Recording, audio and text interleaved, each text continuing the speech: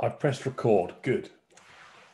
Good morning, good afternoon, everybody. Welcome to the Machinations webinar. It's fantastic to be here again. We've got some amazing content to go through with you today.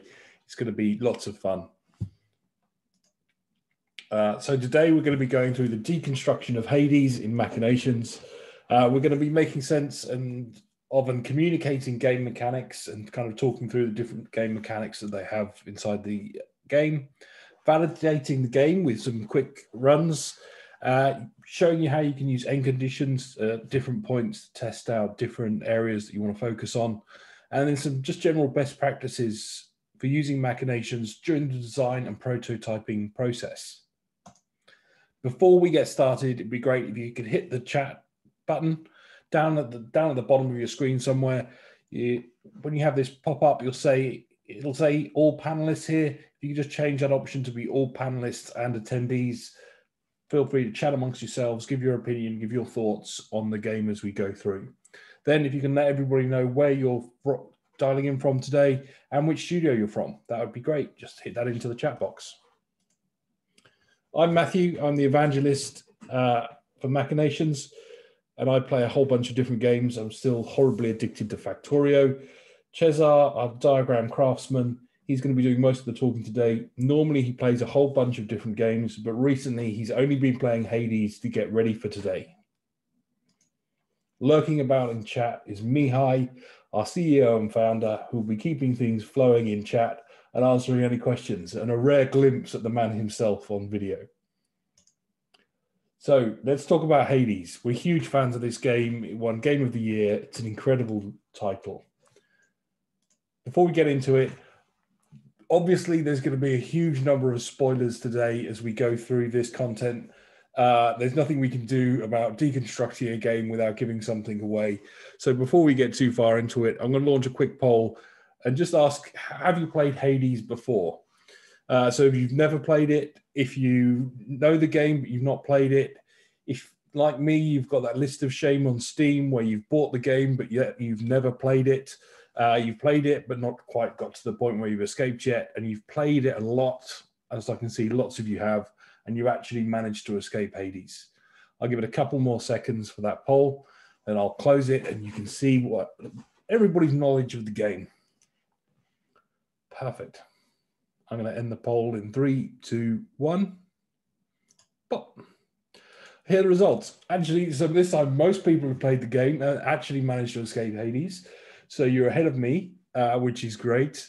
I've got a couple of people that haven't played it and don't really know anything about it, which is fine. And I'll quickly run through a summary for you so you've got a gist of what we're talking about when we get into the Machinations model. Stop sharing that, move that out of the way. So the main concept of the game is you play as Zagreus, this handsome fella on the left, as you try to escape Hades, and you go through different levels of Hades to try and escape. When you kick off, you pick a weapon and you gradually unlock your different types of weapons as you progress through the game. You always start off in the first corridor where you'll pick up your first hammer or your first boon, which will give you some powers to help you escape. Every room that you go into, there's an encounter. I say every room, most of the types of room you go in, there's an encounter. Some of them there's not, and we'll talk about that in a while.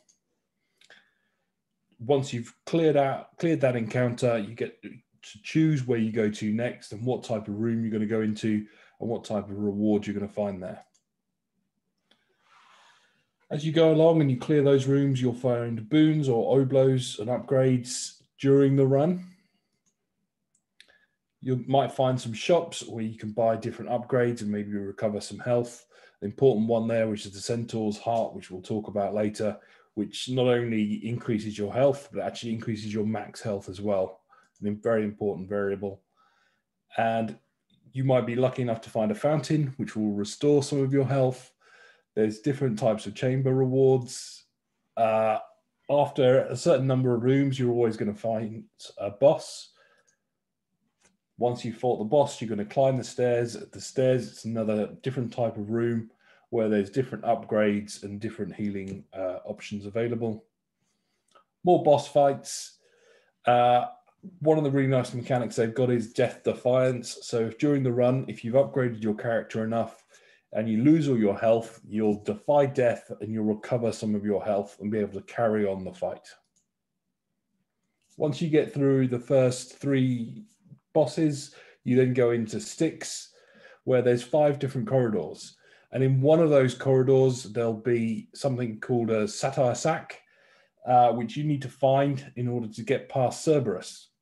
So if you go down one corridor, if it's not there, you start again, you go down another corridor. Once you found that sack, you use that to get past Cerberus.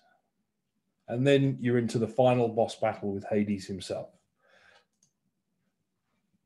One of the mechanics of this is that you can, as each run, you gather more resources and you can upgrade your character. This is Cesar flexing with his very impressive Mirror of Night board, where he's unlocked most of the upgrades now because he's super good at it. I looked at mine. Mine is nowhere near as impressive as Cesar's, but that's why he's the master. All the way through as we go through today, feel free to drop your questions into the chat. We will be recording this session, so you can go through it in more detail if you want to in the future.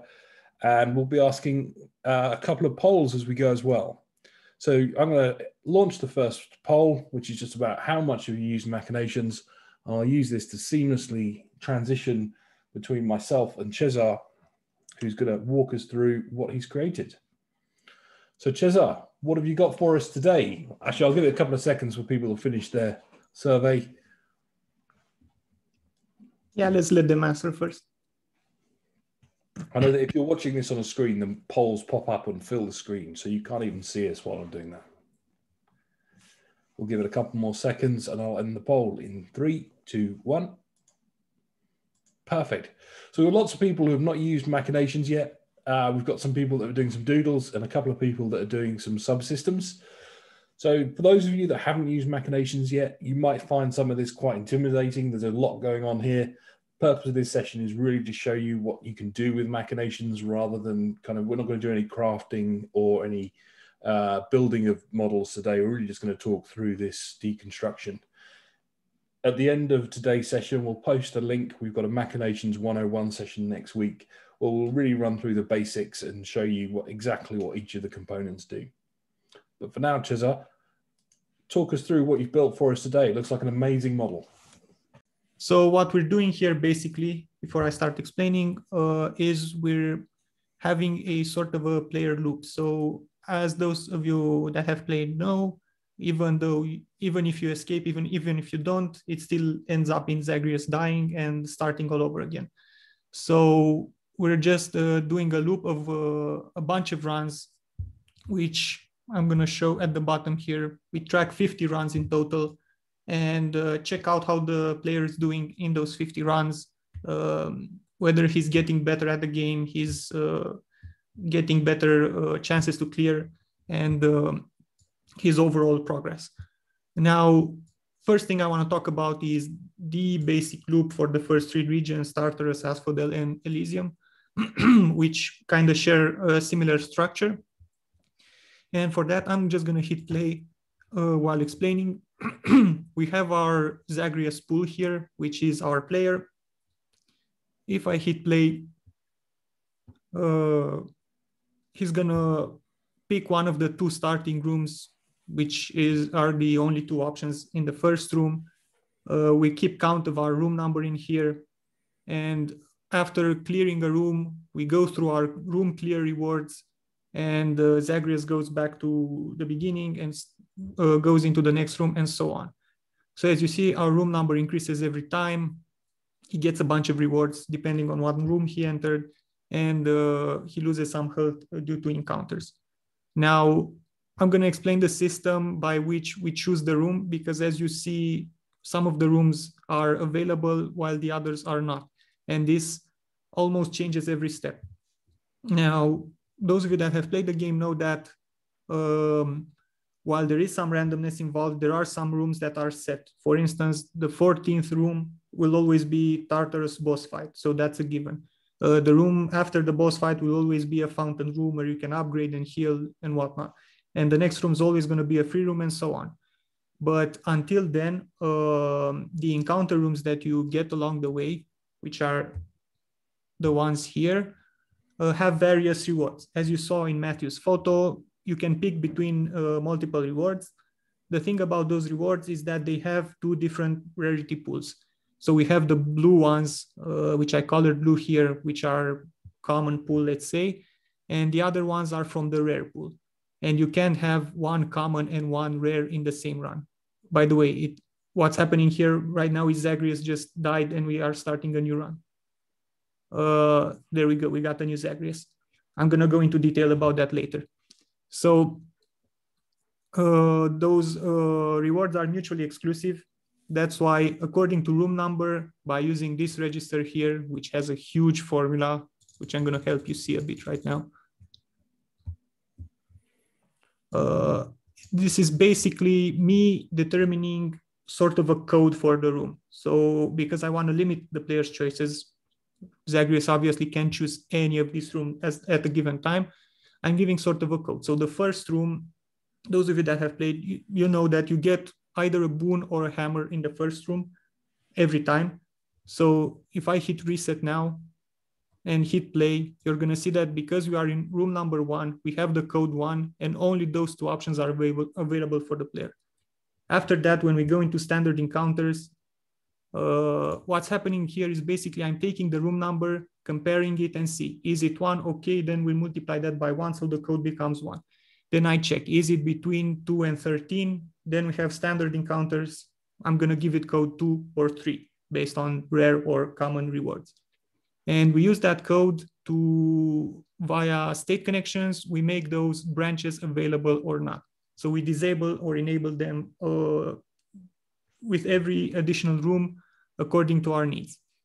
Now, this system, the odds here are equal. I'm not sure if in the actual game the odds are actually equal, but that's how I implemented them.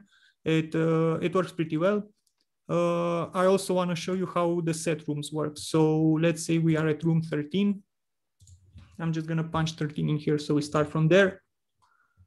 And if I hit play right now, since we're in the 13th room, we're visiting Charon's shop, which is the shop before the boss. Now we're going to get to room 14. So this is the boss chamber. Our only available option should be the boss room, which is the case here.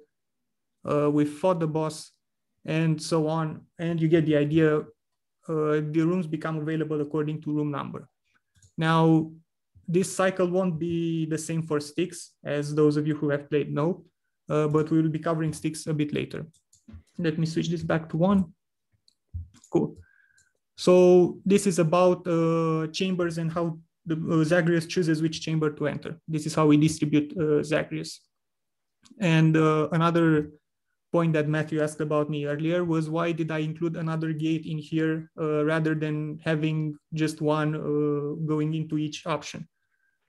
The reason I did that is because, and we will be discussing this in a bit, I have encounters here. And as you know, those standard rooms are all encounter rooms. So in each of these rooms, you fight enemies. So there's a decent chance, especially at the beginning of the game where the player doesn't really know how to play, there's a decent chance that the player is going to lose HP. So the reason I added an extra gate is because I would have had to trigger the drains for the player losing HP based off of each room. And that felt like a headache. So rather than doing that, I just had one gate placed before all of these pools that basically contains all the pools, and just have that gate trigger my drains here. So I only have to drag one line instead of 20. So it's just out of laziness, let's say. But it's a pretty clever solution that you can use to help declutter your diagram a bit. Yeah. Next up, we're going to talk about chamber rewards, because as you see, after these encounter rooms, we have some sources which are pushing various resources forward. So we have those, let's call them temporary currency or temporary stats, Zagreus power level, which I'm going to get into in a bit, and obols, which you know are the in-run currency. So you get to spend them during a run, but once you finish the run, those obols disappear. And we have the more permanent ones, such as nectars, which are used for companions, darkness, which is used for the mirror upgrades, and keys, which are also used to unlock mirror upgrades, and gemstones, which are mostly used for cosmetics, but can also help Zagreus with some chambers and other helpful stuff. Those are kept between runs because those are permanent currencies. Obols and power level are drained at the end of each run, whether it be successful or not, because you start fresh. And while we're on the topic, I'm gonna hit play and we're gonna check out the power level. So for this one, those of you that have played will probably understand a bit better, but you know that out of the many boons that exist, because there are a lot of them, there are some who are stronger, there are some who are weaker, there are some that work very well in combinations, so they have good synergy. There are some that have bad synergy. Same for the hammer, there are upgrades that help your playstyle better or not. It really depends on the player and how the player prefers to play the game. That's why doing a combination of 100 something boons was a bit too much. And I just decided to have a boon. Even if it's good or bad, a boon will generally mean that Zagreus gets stronger. Whatever boon you get, it's never going to hurt you. It's only going to help you. So that's why I'm encompassing everything in a power level. Now, a boon, as you see, means that we give D3 power level to Zagreus, which means a dice with 3 faces, so between 1 and 3. 1 being you found a boon that doesn't really help you, 3 meaning you found a great boon that's really going to help you or synergizes well with what you already have. Same for the hammer, a D2, meaning between 1 and 2 resources. And this is how we account with Zagreus's power level during a run. So how strong is he due to those boons and upgrades? What we use this for, and it's gonna be a transition to the next area that I want to show you, is the encounters part. You can see here, you're hopefully gonna see whenever Zagreus will enter a room, which is gonna take a while probably, okay, you're gonna see that he's gonna fight enemies, and because he's quite strong right now, he's not taking any damage. Let's reset and play again. You can check his health here and his max health. And the drains are for each individual world. So this one is for Tartarus, this one is for Asphodel, Elysium, and those are the boss encounters.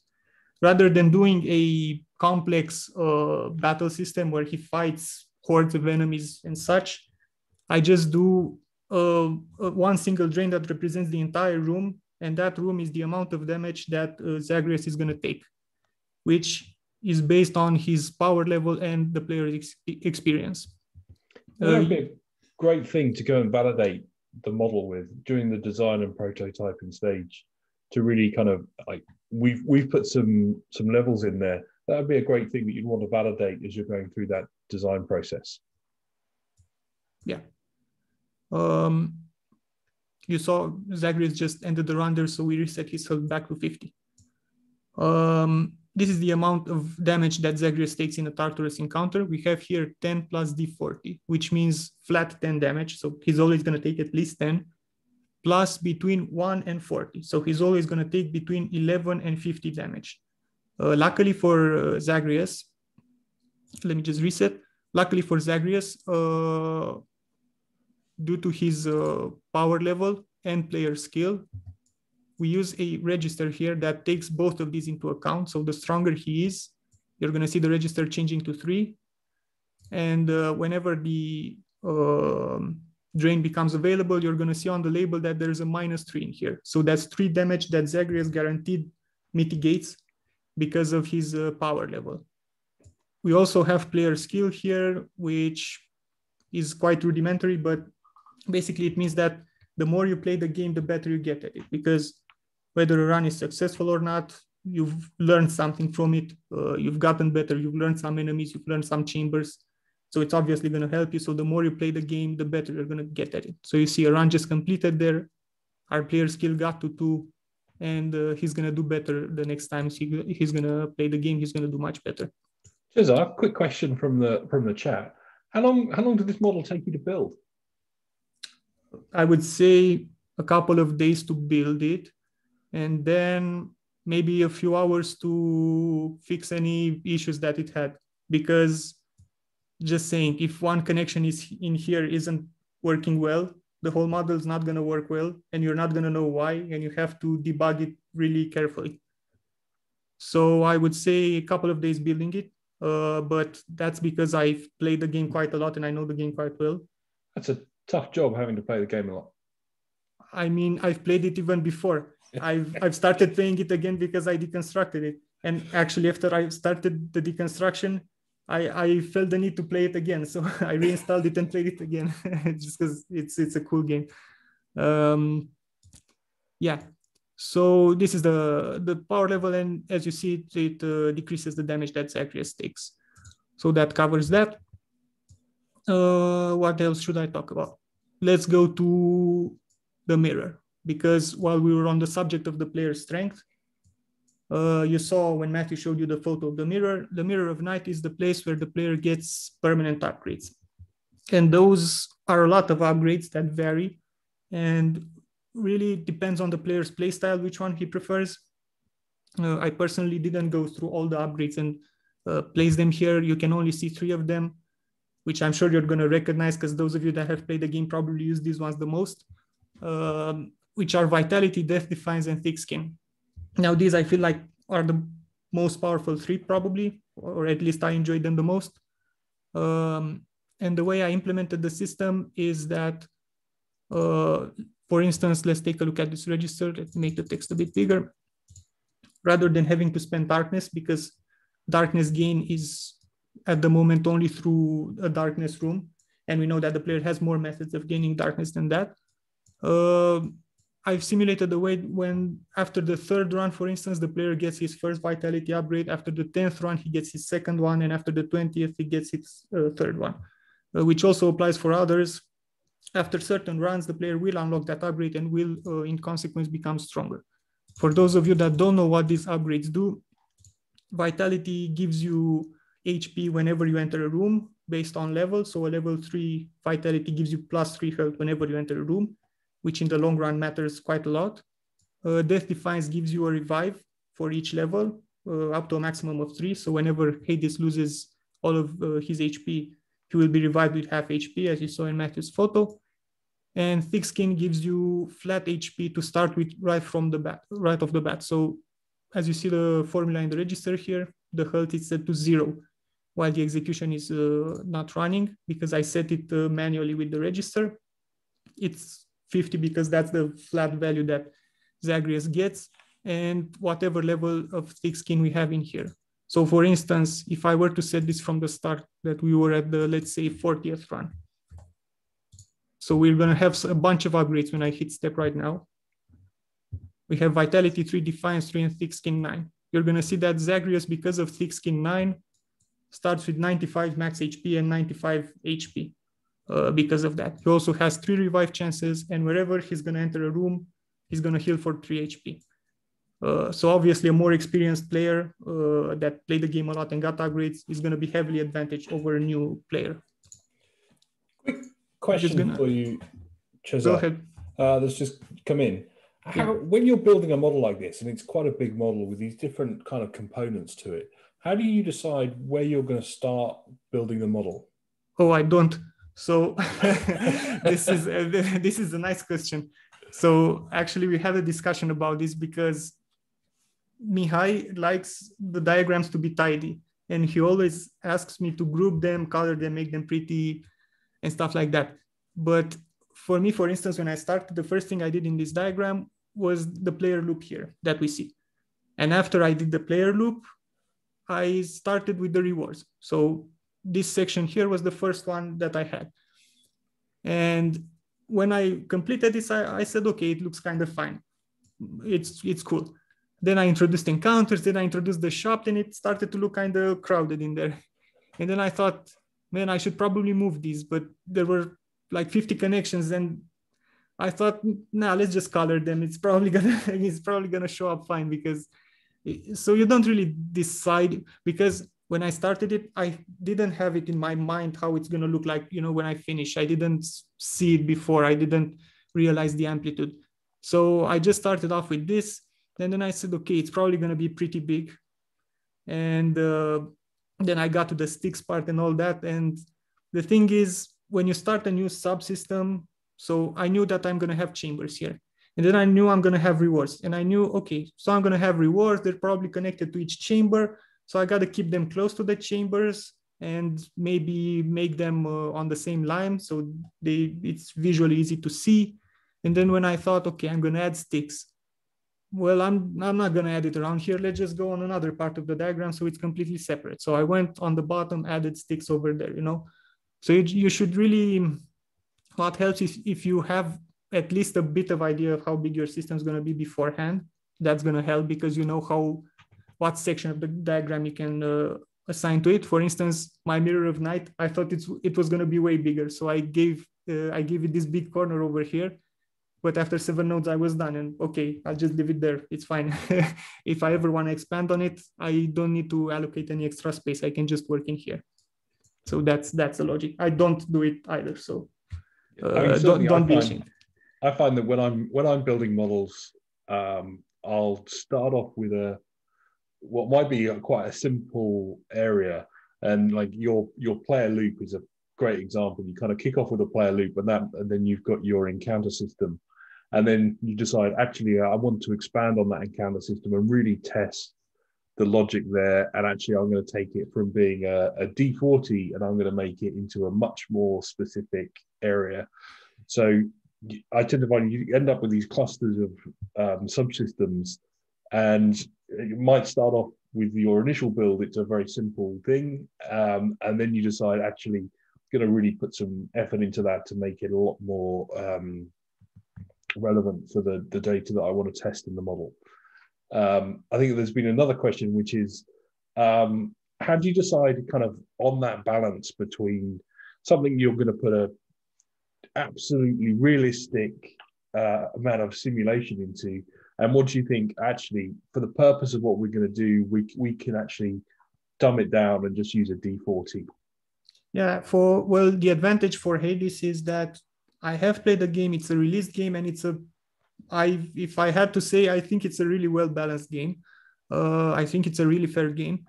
So the way I handled it was I first built the model. I didn't look too much into encounters. I just put them there, but didn't give them any labels. I started giving some random numbers off my head, and they started simulating. And if I felt like the player died too much, I would take down the numbers a bit. If I felt that the player dies too little, I would up the numbers a bit. So I did like a reverse balancing to balance my diagram around an already balanced game. If I were in the balancing phase of a game, I would probably take a couple of playtest sessions and work around those to see those numbers. I'll probably make an average out of that and include some randomness in there, of course, for good measure. That would probably be my approach. Absolutely. But I guess the really nice thing is if you're going through that design process and you were using a Machinations model, you can actually, when you're developing the game and developing the prototype of the game in the engine, you can actually kind of make sure that the numbers that you're generating from your Machinations model are replicated in your game design. I think Mihai is going to jump in here and say something as well. He's turned his camera on and everything. I was about to say the same thing, that, balancing the diagram around an already balanced game. Like if we were Supergiant, we would know what actually happens, right? Like what's player skill. We would probably have telemetry or collecting all this data. So just like Cesar said, if you know anyone at Supergiant, hook us up. We might want to put in some values in there. Perfect. Okay. Any other questions?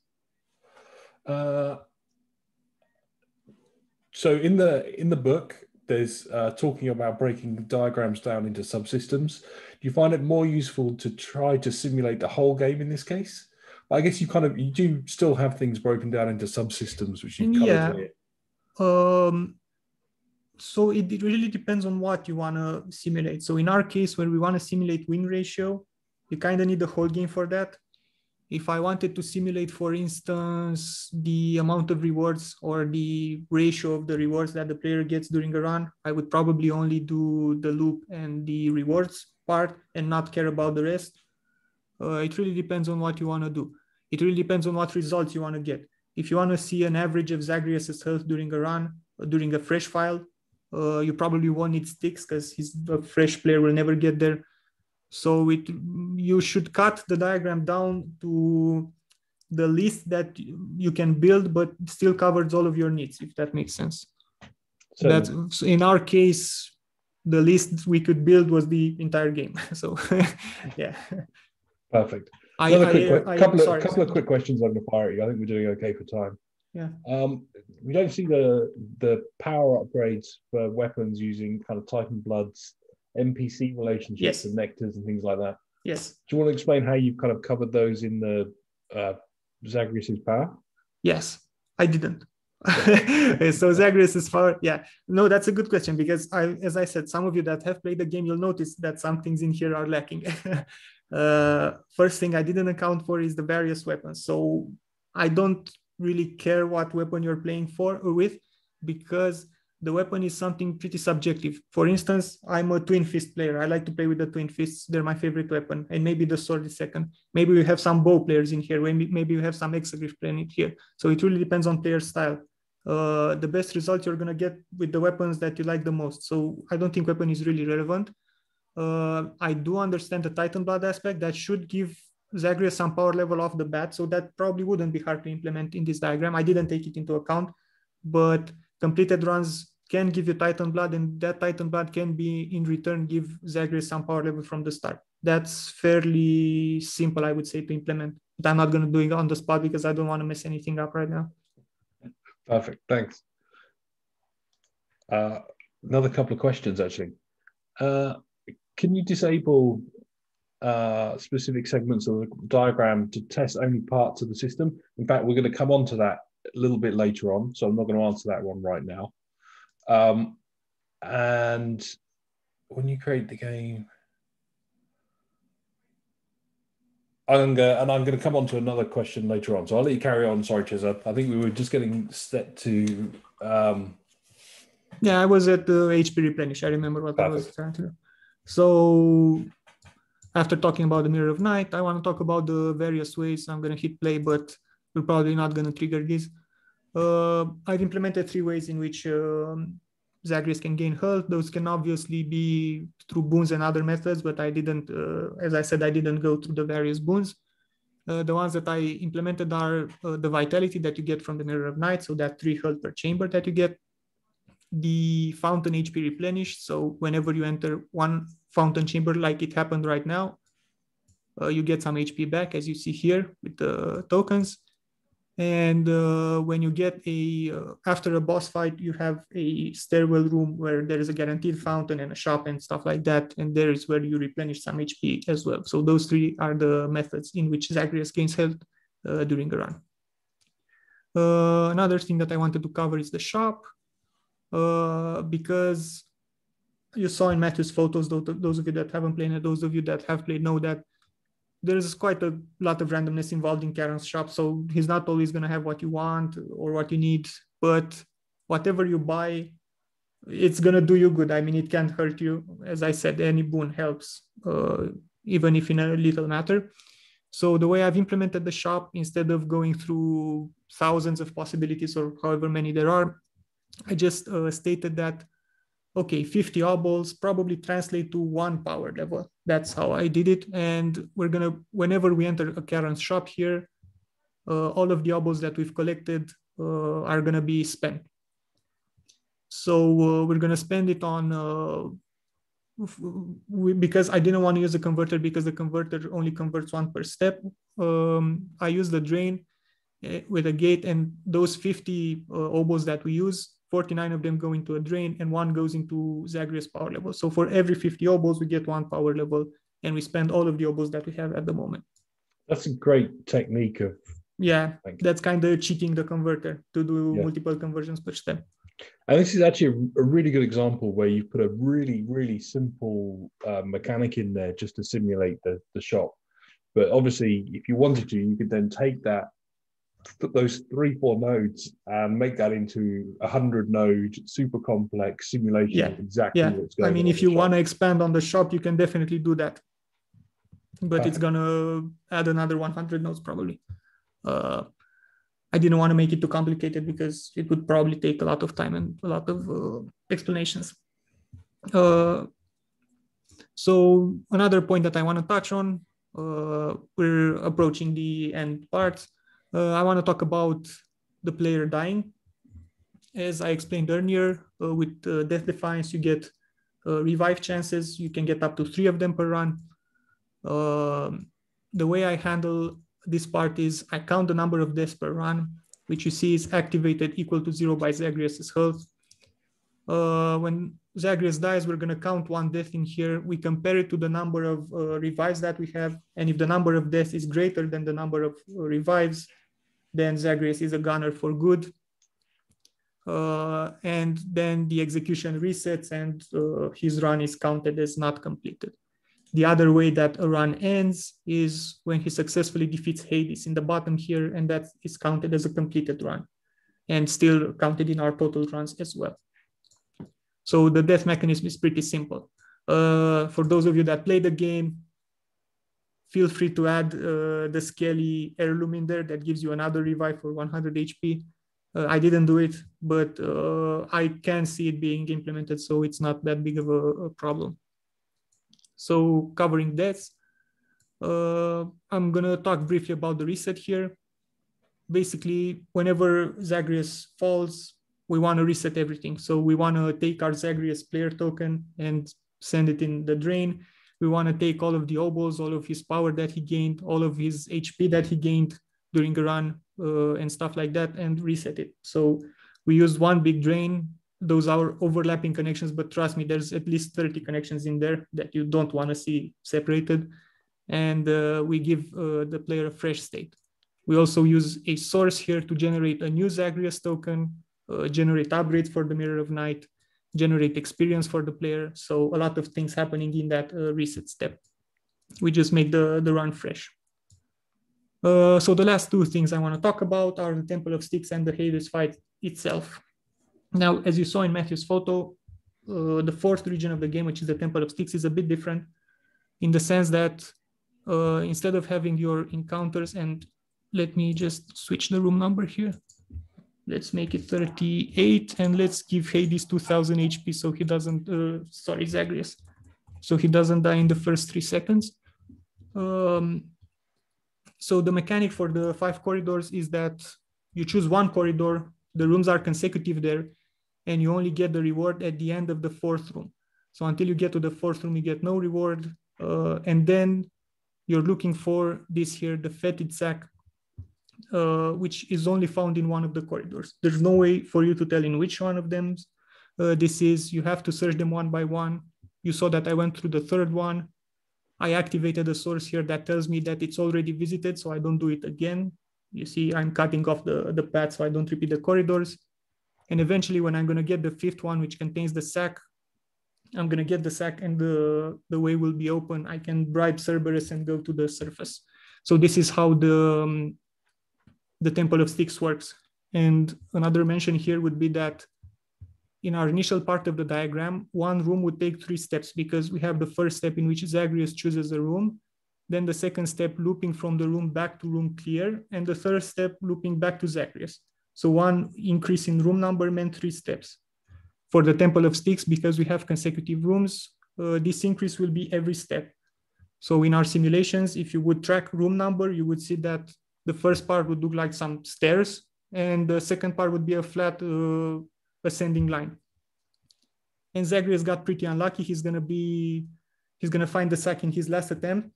So that's tough luck. But I'm just gonna leave it running. We're gonna see what happens when he finds that sack. Sorry.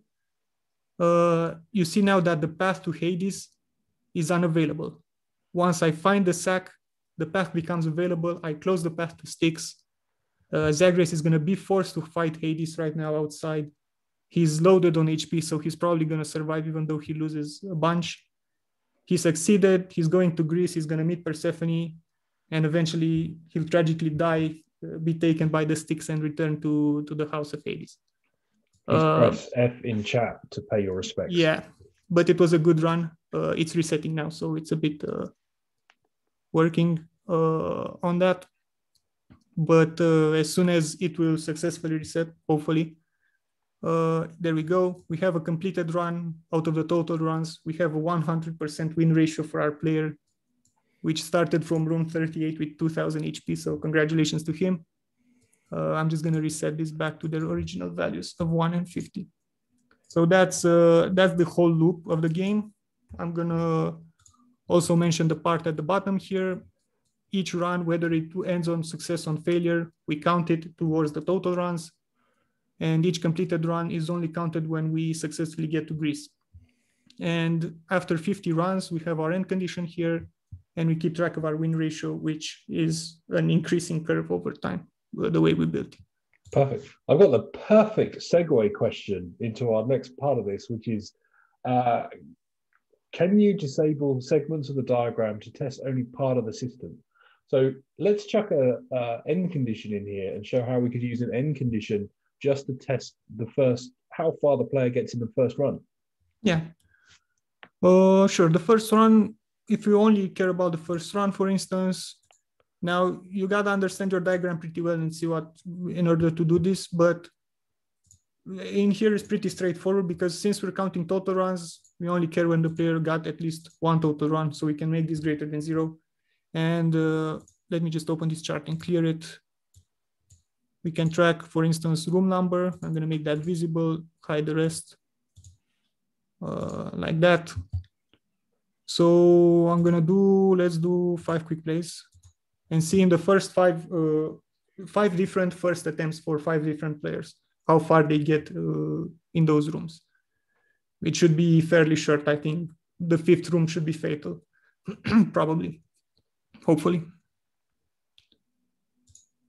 Sorry, I didn't press. Okay.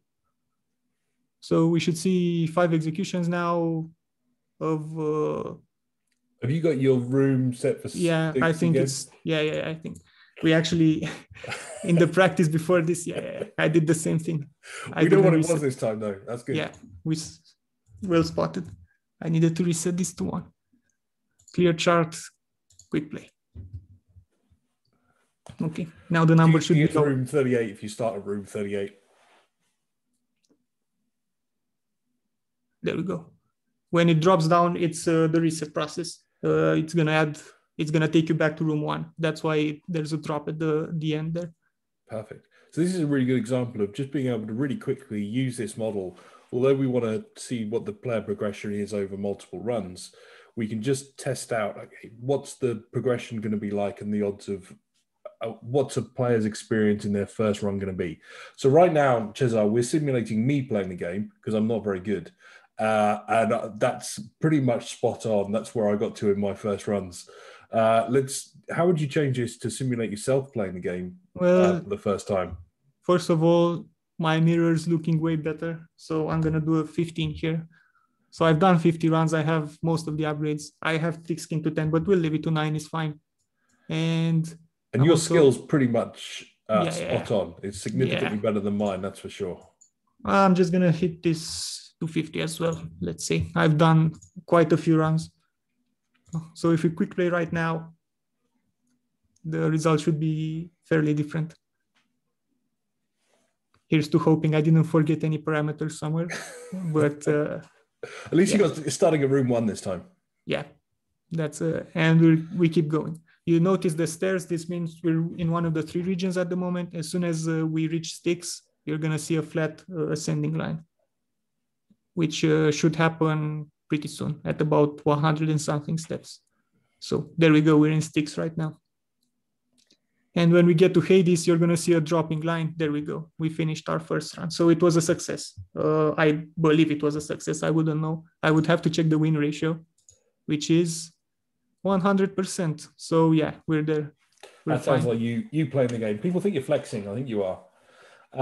A bit. Perfect. So a couple of questions that we've had come in while we've been doing that.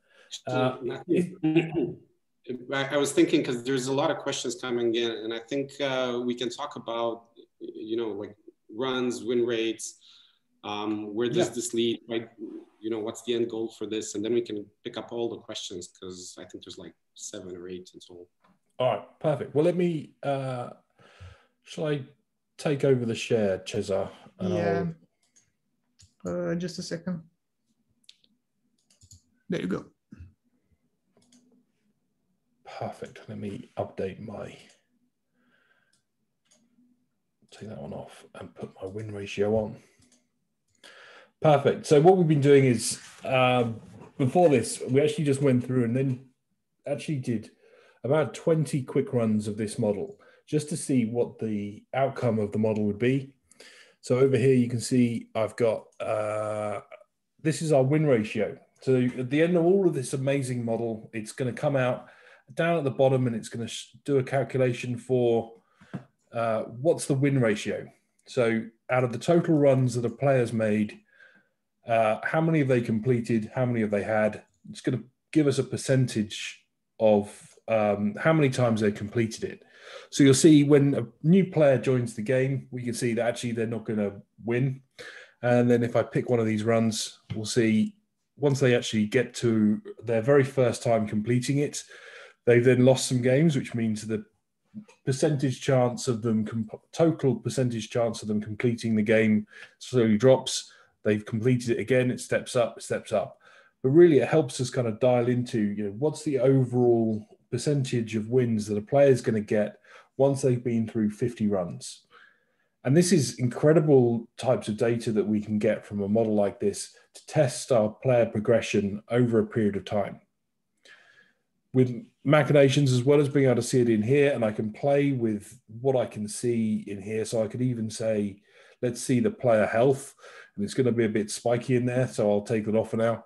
But we can even track all these different aspects within Machinations and really choose what variables are important to us as we're going to go through and do this testing. The other option we've got down the bottom here is then to look at this inside a CSV. So I've pulled this out into a giant CSV with all of this data. It took about 2 seconds to pull all of these runs into one beautiful chart, which allows me to see, okay, over 20 runs, what's that percentage ratio doing? And is it fairly consistent? Am I getting some nice, useful data from the model? So you can see, actually, after all those 20 runs, none of our players managed to get to the end in their first 12 runs. Then it slowly starts to ramp up and we get this nice, beautiful curve of success. Once the players kind of got past 40, 50 runs, they start actually being able to complete the game a lot more consistently. And we start to zero in on our win ratios. But fantastic data that we can get from the Machinations model really, really quickly. And to give you an idea, we did some quick maths on this. This amount of play testing would actually take us a huge number of days. So we did 17 runs in total, 50 attempts to escape Hades with each one. If we average that out at 30 minutes per attempt, actually works out at about 53 days worth of QA man time to go through and test this. Now, the statistically minded among you will say, but there's flaws in this and it's never going to be quite perfect. What makes a massive difference is being able to run these simulations at scale and be able to test out and iterate different changes to the game balance and the game progression. And then actually, rather than sending 10 versions to QA to have them go and test to see what the progression's like, we can do that inside Machinations. And then what we're sending to our QA teams to test is to validate that the output of our progression in Machinations is correct. And we can then look to see where those anomalies are, adjust our model in Machinations and carry on with that round trip type process, but without having to test out 10, 15, 20 different variations. If we're going to make changes to a live game to change its balance, we can test those in Machinations first and carry on that round trip to really give us massively accelerate our time to releasing a well-balanced game. Mihai, I think you're going to add something. No, I think you covered it, everything. Like I was about to be, oh, Matthew, what does this chart mean? But then you kind of, made it pretty obvious. I think the beauty of this is the way I see it is it shows design where it's a roguelike that you know, it's you have prestige upgrades, right? Like, and you can clearly see that in the simulations. that as players move through time, they become better. So, okay, that's probably skill. And at some point, everybody perhaps get to a Cesar level, but they do these upgrades, which change gameplay, and you can model that and see that up front, right? Like it's, in all honesty, this was an overnight processing. Like we let it run, we let it play overnight. So I think it only was about 6 or 8 hours of heating up Amazon servers. But compared to 50 days of playtesting, you know, and they have their value in themselves, like nobody's going to beat playtesting.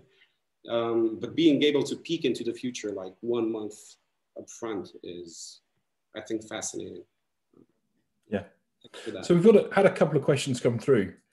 So I'm going to kind of go through some of these. One of the first questions is it possible to run meaningful simulation with only 300 steps? And the answer, of course, is it completely depends. You can do a huge amount with 300 steps. In the example that we've got here of Hades, 300 steps is the first couple of attempts to escape Hades. We really wanted to see what was going on with the game across multiple attempts and how that progression works. So we were kind of running up to about 10,000 steps to achieve that. And it really depends on kind of how large and how complex your games are. If your game is going to be something that where you're expecting the player to play hundreds of games, you're going to have a model that simulates that somehow. I think the next question we've got is, Cesar, I'd love to see the diagram labeled in terms of patterns in game mechanics, static engine, stopping mechanisms, and dynamic frictions. What do you think to that? That's probably a good way of doing it. It is, yeah. Now that I look at it, yeah, it's something to be considered. I don't. It's not really a question. It's a good statement. I would call it a good statement, a valid statement. Perfect. How often do you include variable representative player skill in your models? Do you use it only for skill-based games like roguelikes or also strategy-based games? Wonder if whether I'm overthinking stuff when including it, but not including player skill progression in the math makes the model feel unrealistic sometimes. Yes. For roguelikes, player skill for sure matters a lot. So it plays a heavy role, especially in Hades. It weighs a lot.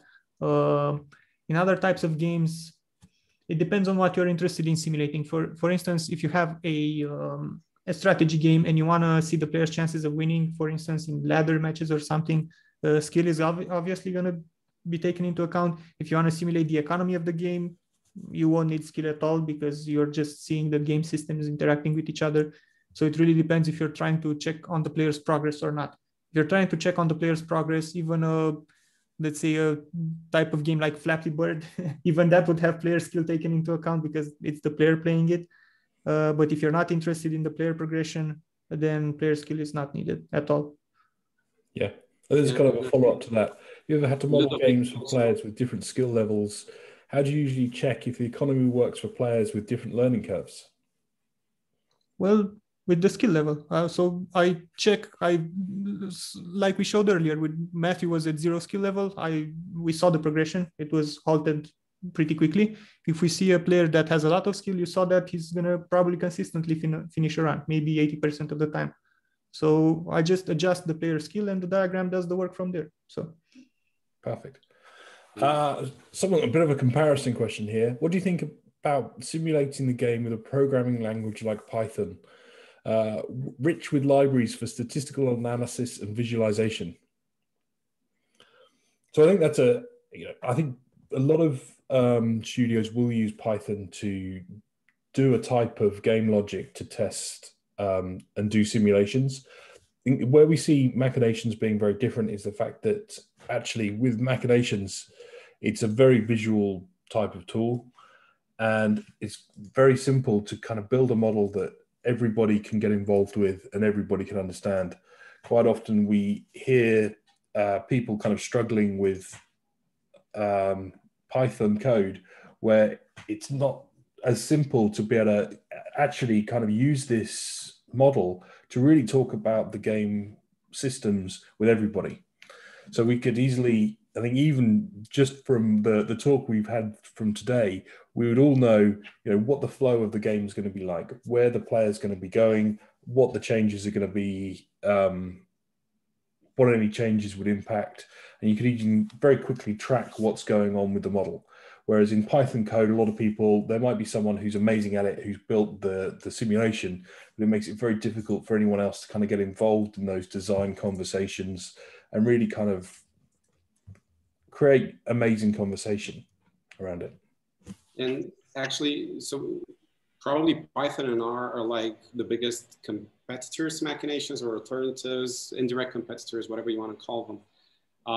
And I think we've seen at least King being a fan of Python simulations, and there's an article written by Pietro Guardacione a couple of years ago, where there is a gacha box shown in Python and plotted in Python. Now, if you're good with Python, obviously, and that's your go-to tool, excellent. But to that, I say, either like, how would you do this in Python? Let's bring it up. Actually, we're having a conversation with Joseph Kim about different ways of doing game design, simulating game design, and we're looking for a Python contestant. So if you want to get on a battle stage at some point, challenge accepted. Let's see Python versus Machinations. Perfect. This is a great question for you, Cesar. Has your perception of Hades changed in any way after having built the diagram? And what was the biggest takeaway insight you have from doing the diagram? Fantastic question. It got you hooked back on Hades again because you're playing it more now. Yeah, but I really liked the game beforehand. I mean, it was fun for me building this diagram. I think the biggest takeaway I got from this diagram is that centaur hearts are really the best. I think that centaur hearts are the best thing you can get. I always prioritize them now. When I see a boon or a centaur heart, when I see whatever I see with the centaur heart, just try to get to 350 HP and face tank every enemy. It really allows me to play a bit more casually. Nice. I would say that's the biggest thing. Yeah, I mean, they certainly make a big difference. Can you disable one of the subsystems or one of the systems if you wanted to? So if you wanted to dumb something down, I think that's what the question is.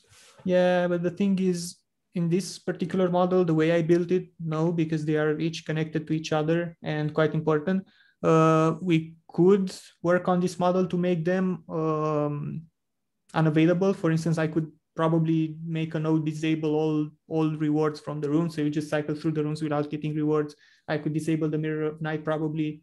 So we can do that, but it's not on the model currently. You just need some sort of enabler, disabler based on conditions that you can turn on and off even before the execution if you want. Fantastic. Thank you.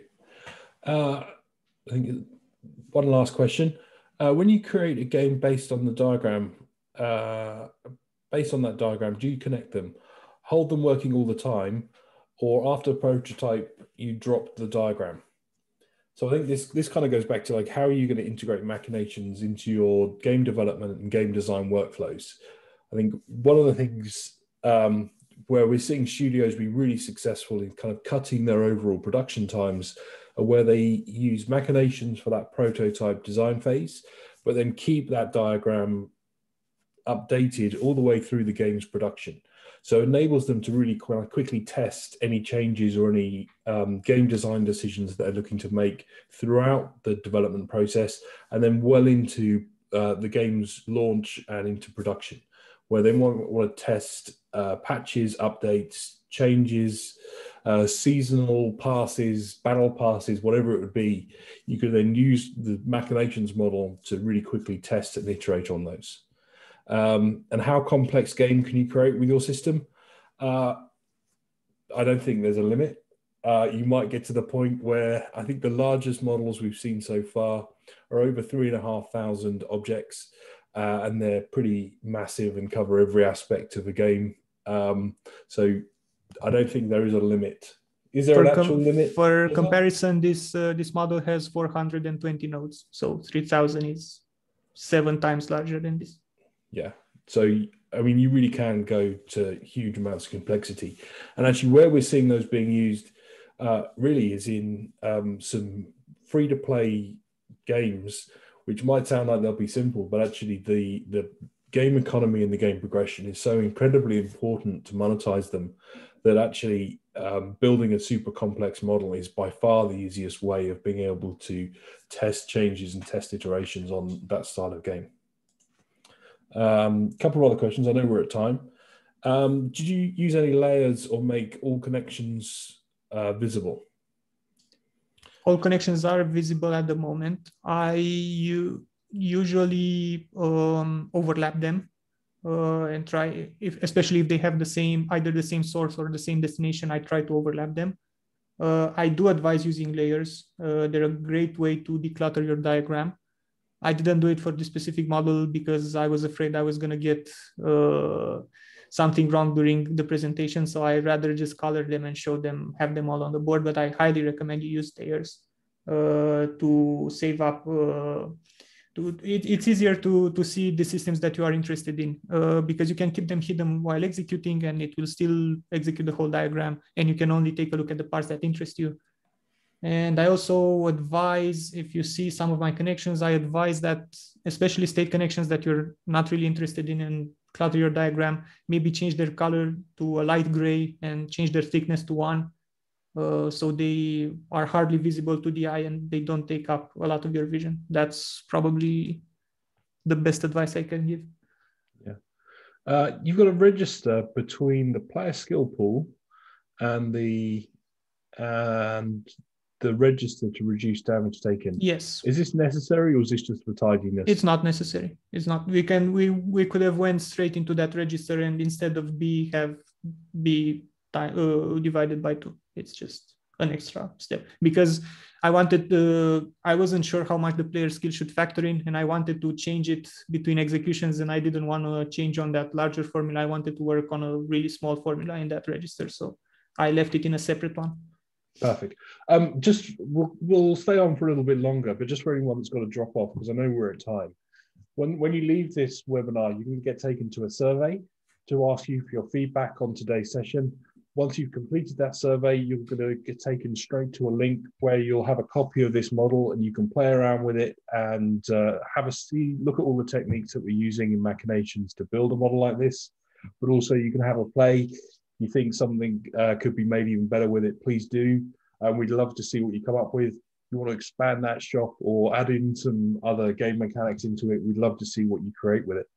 What I'm going to do in a moment is I'm going to end the recording. And if anybody wants to, you're more than welcome to come on and join us and have a chat with us. We'll hang around for a little while to answer any other questions that anybody has. Next week, for those of you that are new to Machinations, we're running our Machinations 101 session again. It'd be great if you want to come and learn how you can make models like this. We're going to be doing a really simple walkthrough, nothing like today with a giant model. We literally just walk through each of the objects and show you how they can be implemented and how they can be used. As also, we have our Slack channels and our Discord channel. Come and hang out with us and come and talk to us. We've also created a room on Clubhouse recently called Game Design. If you've got an iPhone and you want to come and hang out with us on Clubhouse, please do. But I'm going to end the recording now.